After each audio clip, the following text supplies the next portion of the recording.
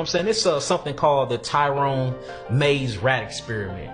He ended up getting it from another psychiatrist in 1840. They took a few hundred rats, right? And they splitted them and they divided them. And what they did was they created an environment for both of these rats to live in. In one subject, they took about 100 rats and they put it in an environment where it had clean water. They put it in an environment where it had the right amount of space for the rats can, basically, if they wanted to be by themselves, they could. They made sure that it was good food in there that didn't have any type of poisons put inside the foods. They even gave them space to breathe, to go upstairs, downstairs. They just gave them this abundant environment, right? They put these rats in there. Mind you, these are the same rats with the same genetical molecular structure, which is nothing different. They both came from the same mama, the same daddy, the same family tree, right? Then they put the other 100 rats in a bad environment where they didn't get water. If they did get water, the water actually had acids in it. They made sure they didn't give them the regular food. I think they gave them like cat food or something like that with a bunch of pellets that was inside of them, right? They stuck them on top of each other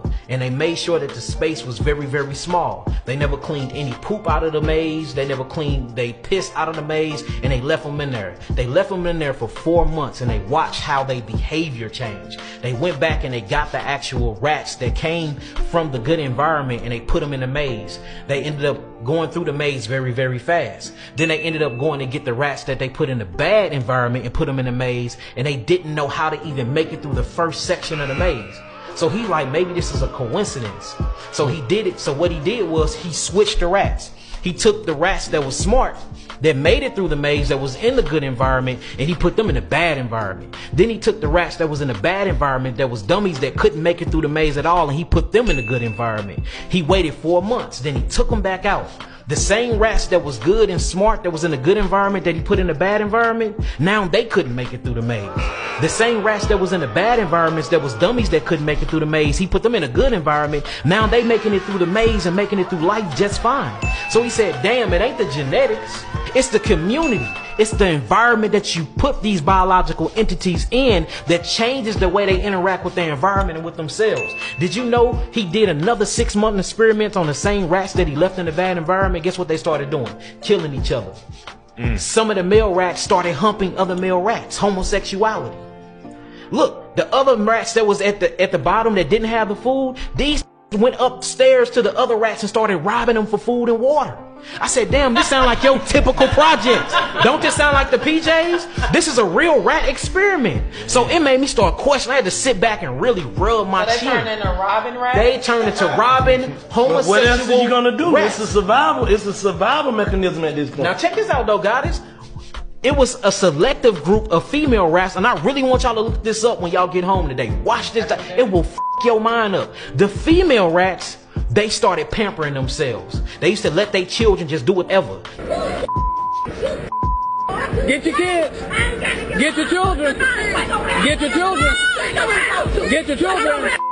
Get your children. All they was worried about hood rats. Which one these? See, these was the hood rats. Okay. The hood rats, right? Exactly. So the hood rats, I'm gonna quote that. The hood rats, all they did was pamper themselves. The only thing that they worried about was their fur.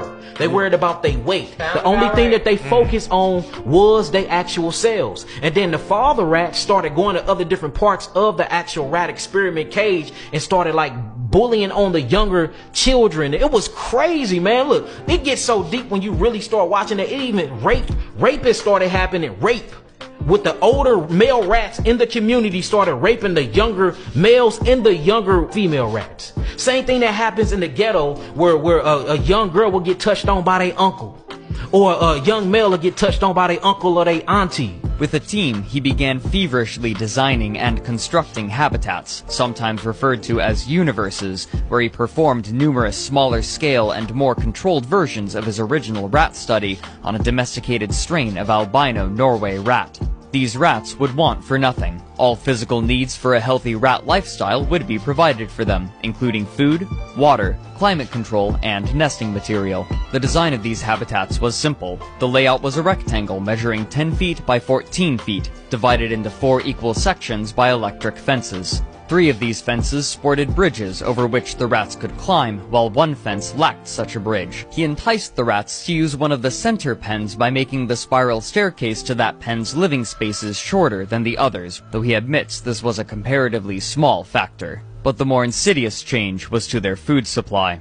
In half of the experiments, Calhoun supplied powdered food, but in the other half he placed feeders of his own design, consisting of hard pellets behind a wire mesh. Almost immediately after introduction, things began to go awry. The females, unsurprisingly, spread themselves out somewhat evenly through the pens, but after the males jockeyed for dominance and those of highest rank were determined, they began to distribute themselves strangely.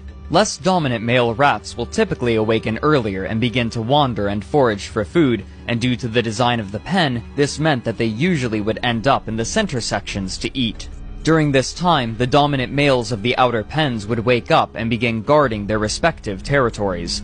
These few remaining males began exhibiting odd behavior. Though they would spend most of their time in the burrows with the females, hiding away from the dominant male, they would never attempt to mate with any of them.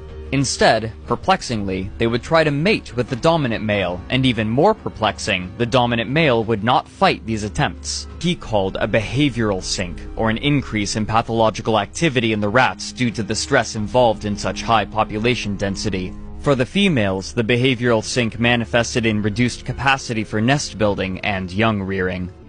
This happened, so it's like, damn, is this rat experiment that's going on in Tyrone rat maze experiments the same that's going on with us in these communities? And then you have to ask yourself, in the projects, and who built these communities? We didn't build these communities. You know, we have to move them up.